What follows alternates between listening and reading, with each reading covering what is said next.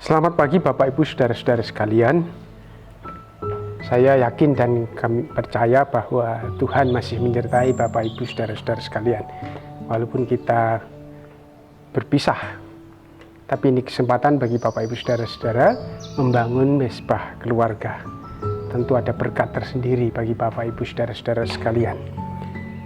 Hari ini kita belajar dari kitab Keluaran.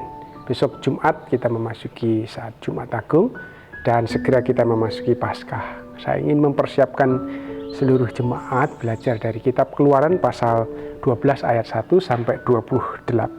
Inilah Paskah yang pertama yang ditulis di dalam Alkitab. Orang Ibrani menyebut Paskah dengan kata Pesah yang artinya berlalu atau melewati. Sebenarnya malam itu Tuhan turun di tengah-tengah negeri Mesir dan berjalan. Pada saat itu semua anak-anak sulung dan ternak sulung mati. Itulah tulah yang ke-10. Seperti saudara tahu bahwa bangsa Israel pergi ke Mesir sejak zaman Yusuf, dan setelah Yusuf mati, Firaun yang mengenal Yusuf mati, orang Israel kemudian diperbudak selama 430 tahun. Dan mereka berseru kepada Tuhan. Tuhan merencanakan untuk membawa mereka keluar dari Mesir dan mengembalikan mereka ke tanah perjanjian seperti yang dijanjikan kepada Abraham. Saudara-saudara yang dikasihi Tuhan, Tuhan memanggil Musa untuk memimpin orang-orang Israel itu. Dan Musa berkata kepada Firaun supaya Firaun melepaskan orang-orang Israel. Tentu saja Firaun menolak karena orang-orang Israel yang menjadi budak di sana menjadi tenaga kerja yang sangat murah. Firaun mengeraskan hati sampai 9 kali tulah yang diberikan kepada Tuhan untuk memaksa Firaun. Firaun tetap menolak. Hari ini kita belajar bagaimana tulah yang ke-10 itu diberikan. Tuhan akan lalu ke Mesir, dan pada waktu Tuhan lalu itu semua anak-anak sulung dan ternak sulung akan diambil. Mereka akan mati. Dan itulah yang terjadi, saudara-saudara. Pada waktu Tuhan lalu, maka semua anak-anak sulung dan ternak sulung di Mesir tiba-tiba mati. Ini mencekam bagi orang Mesir, tetapi tidak bagi orang Israel. Karena sebelumnya Tuhan sudah memberitahu kepada Musa supaya mempersiapkan bangsa itu. Mereka harus berdoa kepada Tuhan. Mereka harus mempersiapkan korban untuk Tuhan. Mereka harus menyembelih korban domba. Kemudian harus mengoleskan darahnya di tiang pintu dan di atas ambang pintu. Sehingga pada waktu Tuhan lalu, rumah-rumah orang Israel tidak kehilangan anak-anak sulung mereka. Saudara yang dikasihi Tuhan, kisah ini memberi pengajaran kepada kita sesuatu yang menarik. Banyak sekali kebenaran dari kisah yang luar biasa ini. Tapi saya hanya mengambil bagian-bagian penting yang relevan untuk kita hari ini, saat ini, saudara-saudara. Yang pertama adalah kematian. Kematian itulah yang memaksa Firaun untuk melepaskan orang Israel keluar. Memang saudara-saudara, di dunia ini kuasa yang paling hebat adalah maut, kematian. Sehebat apapun Anda, sepandai apapun kita, sekaya apapun, setinggi apapun pangkat atau derajat kita, ketika maut datang menjemput kita, kita tidak dapat mengelak. Semua kemampuan, ilmu, kekayaan, pangkat itu tidak dapat menolong kita pada waktu maut datang menjemput. Karena itu saudara-saudara, maut itulah memaksa Firaun sehingga dia melepaskan orang-orang Israel. Saudara, memang maut itu sesuatu yang misteri. Karena kita tidak pernah mengerti di tempat orang mati itu seperti apa. Karena orang-orang yang sudah mati itu tidak pernah memberitahukan kepada kita bagaimana keadaan di sana, saudara-saudara. Sehingga kematian atau maut itu selalu menjadi sebuah persoalan yang menakutkan bagi sebagian manusia. Saudara-saudara, juga maut itu membawa kita kepada kehilangan yang besar orang-orang yang kita cintai. Sehingga maut itu selalu menjadi persoalan paling genting dalam kehidupan manusia. Bagaimana dengan saudara? Apakah saudara memperhatikan ini? Apakah saudara siap pada satu waktu Tuhan memanggil Bapak Ibu saudara-saudara sekalian? Banyak orang yang ketakutan dengan maut. Memang itu persoalan terbesar manusia.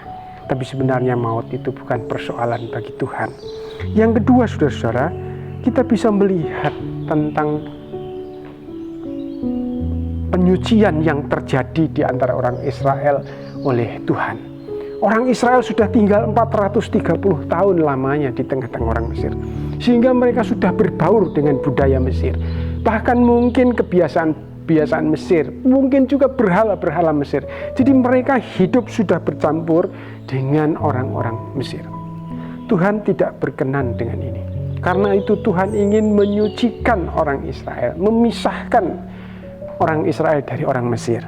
Tuhan berkata kepada Musa supaya setiap orang mempersiapkan korban kambing atau domba jantan yang kira-kira berumur 1 tahun, yang sempurna, tidak bercacat. Korban ini atau domba ini harus dikarantina selama 14 hari sebelum dikorbankan. Kemudian setelah itu 14 hari, barulah pada sore hari domba itu harus dipotong. Darahnya dipercikkan ke mezbah, kemudian dipakai untuk mengoles tiang pintu dan ambang atas pintu itu sebagai sebuah tanda seperti yang diucapkan oleh Tuhan, diperintahkan oleh Tuhan.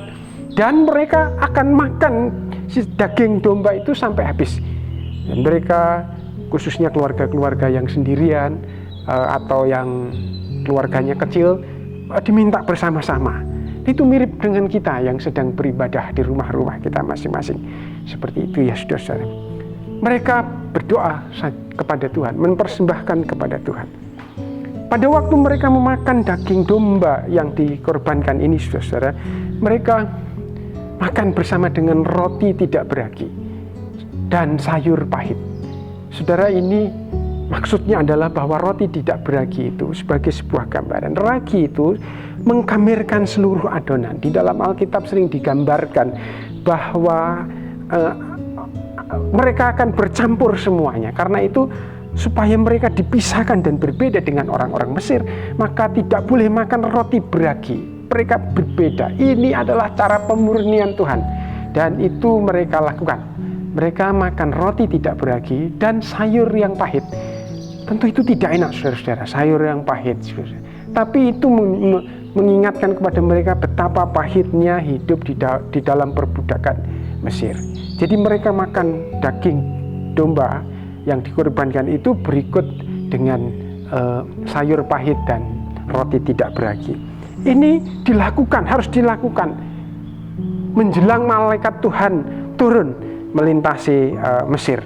Saudara-saudara, itulah yang terjadi, dan orang-orang Israel bebas dari maut, bencana anak-anak sulung yang mati. Saudara-saudara, berbicara tentang korban, saudara, hari ini saya mengajak saudara melihat kalau di dalam kitab Imamat pasal 7 ayat 37, Tuhan memberikan kepada Musa tentang korban ini. Ada 5 macam korban: korban bakaran, korban sajian, korban penghapusan dosa, korban penebus salah, dan juga korban keselamatan.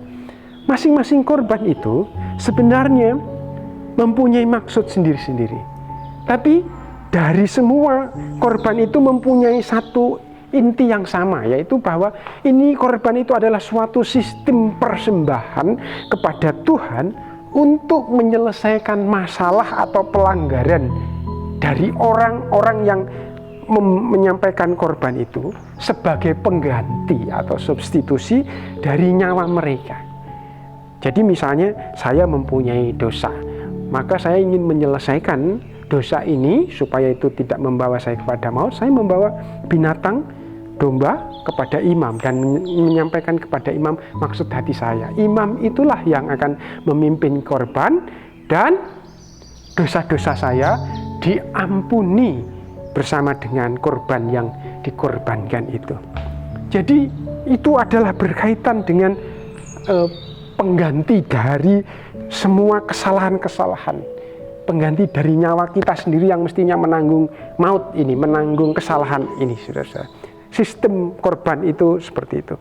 Nah, saudara-saudara yang dikasihi Tuhan, ini menggambarkan kita pada satu keadaan yang menarik untuk kita perhatikan.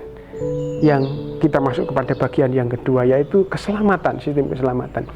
Orang-orang yang datang membawa domba untuk dikorbankan, dia memperoleh keselamatan setelah korban itu disampaikan kepada Tuhan, saudara-saudara. Nah, demikian juga halnya orang Israel itu, dan Tuhan menolong mereka sehingga maut tidak menghampiri rumah-rumah orang Israel. Yang ketiga, kita belajar dari ayat ini tentang sistem keselamatan, saudara-saudara. Di dalam perjanjian lama yang kita lihat tadi, bahwa dengan korban itu Tuhan menolong, Tuhan melewatkan, Tuhan membebaskan anak-anak sulung. Dalam perjanjian baru, saudara-saudara, kita bisa melihat bagaimana mereka diselamatkan oleh Tuhan. Kalau kita belajar di dalam Alkitab, saudara-saudara, Ibrani pasal 7 ayat 27 dikatakan gini, yang tidak seperti imam-imam besar lain, yang setiap hari harus mempersembahkan korban untuk dosanya sendiri, dan sesudah itu barulah untuk dosa umatnya. Sebab hal itu telah dilakukannya satu kali untuk selama-lamanya, ketika ia mempersembahkan dirinya sendiri sebagai korban. Jadi dalam perjanjian baru, itu tadi cerita tentang Paskah dalam perjanjian lama, saudara-saudara. Dalam perjanjian baru, sistem itu dirubah atau digenapi, disempurnakan oleh Tuhan Yesus Kristus. Kalau dalam perjanjian lama orang harus membawa, setiap kali punya dosa, punya salah, membawa korban, maka di dalam perjanjian baru, domba yang dikorbankan itu, saudara-saudara, itu bukan lagi binatang, saudara-saudara, tetapi imam itu sendiri. Ibrani mengatakan Yesus yang adalah imam besar itu masuk ke dalam tempat Maha Kudus, mengorbankan bukan domba-domba lagi, tapi mengorbankan korban dirinya sendiri sebagai anak domba Allah yang dikorbankan. Jadi sudah mengalami sebuah penyempurnaan dalam perjanjian baru, tidak lagi memakai binatang, tetapi imam itu sendiri, yaitu Yesus Kristus yang dikorbankan. Yaitu dengan cara seperti itu, kita yang memandang Tuhan Yesus yang disalibkan, itu kita yang percaya kepada Tuhan Yesus Kristus sebagai Tuhan yang menyelamatkan, kita diselamatkan dari semua dosa-dosa kita. Mungkin begini, saudara pernah mendengar istilah kambing hitam, ya, di tengah-tengah masyarakat itu kadang-kadang orang berkata, oh dia dijadikan kambing hitam, artinya orang itu sebenarnya tidak melakukan itu atau tidak berbuat itu, tapi dia dipersalahkan karena itu disebut dijadikan kambing hitam. Nah, saudara tahu istilah itu diambil dari mana? Nah, saya kira itu istilah itu diambil di dalam Alkitab, saudara-saudara, dari Alkitab. Nah, saudara-saudara yang dikasih Tuhan, kalau kita belajar dalam firman Tuhan di dalam Alkitab, kita melihat bahwa kalau seseorang yang mempunyai dosa, salah itu ya, dia datang kepada imam untuk diselamatkan, dia harus membawa dua kambing kepada imam, dan dia mengutarakan apa maksudnya, kesalahan dan dosa-dosa yang sudah diperbuat, supaya dipersembahkan korban itu supaya diampuni. Nah, kemudian imam itu kambing yang dua itu, kambing jantan dua itu, dia mengundi atas binatang ini. Yang satu adalah kambing Tuhan, yang satu adalah kambing Azazel. Ya, saudara-saudara. Nah, kambing Tuhan itu, itulah yang dibawa. Itulah yang disembelih, darahnya dipercikkan ke mezbah, kemudian dibakar, minyaknya, lemaknya, dagingnya sebagian dimakan, dan dibakar sampai habis. Kemudian, imam itu terhadap kambing Azazel yang kedua itu, imam itu menumpangkan tangannya di atas kepala kambing itu, sambil mengucapkan semua dosa-dosa pelanggaran kutuk yang dilakukan oleh orang yang berdosa itu. Kemudian dia mengakui semua kesalahan itu, dan dosa-dosa itu dibawa oleh kambing itu. Kambing itu kemudian dibawa ke padang tandus yang kering, yang sepi, dan ditinggalkan di sana. Kita tidak tahu, mungkin mati kambing itu karena tidak ada makanan di sana. Tapi itulah kambing, itulah yang memikul atau membawa dosa-dosa pelanggaran itu, sudah pergi dibawa oleh kambing itu. Saya kira dari situ muncul istilah kambing hitam yang dipersalahkan untuk membawa persoalan umum.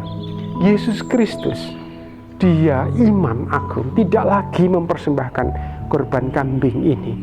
Dialah yang dikorbankan, disalibkan di atas kayu salib, karena dia tidak mempersembahkan binatang lagi yang setiap kesalahan kita harus membeli binatang itu, tapi sekali untuk selama-lamanya. Itu sistem perjanjian baru yang indah, saudara-saudara. Kemudian dia juga harus menanggung semua dosa umat manusia seperti kami. Dipersalahkan semua dosa yang kita perbuat ditanggung oleh Tuhan di atas kayu salib, sehingga buruk rupanya wajahnya, bahkan Tuhan memalingkan wajahnya karena begitu dosa yang dibawa oleh Tuhan, yang sebenarnya adalah dosa-dosa kita. Saudara yang dikasihi Tuhan, kita bisa belajar tentang ini. Jadi kesimpulannya adalah begini, saudara.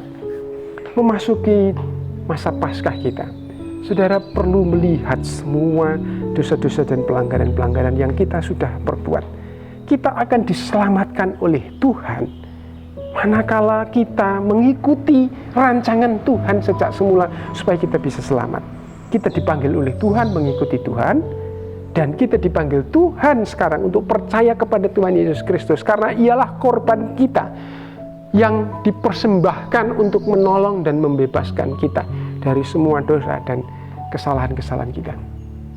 Hari ini kita memasuki Paskah dengan keprihatinan, tapi biarlah itu menjadi pelajaran yang paling penting bagi kita ini. Yesus sudah mati, Yesus dikorbankan di atas kayu salib supaya kita diselamatkan, dan marilah kita hidup setia dan tekun kepada Tuhan Yesus. Mari kita berdoa. Terima kasih Bapa, kami mengucap syukur karena kebaikan-Mu, hamba-Mu sudah selesai berbicara. Biarlah Tuhan yang berkata-kata, dan biarlah Engkau yang menolong hidup kami semua makin hari makin mengenal siapa Engkau. Kami bersyukur atas pengorbanan Tuhan Yesus Kristus yang sudah menanggung semua dosa kami dan disalibkan karena mencintai kami semua supaya diselamatkan. Kami ingin bersama dengan Tuhan di surga. Dalam nama-Mu kami berdoa. Haleluya. Amin.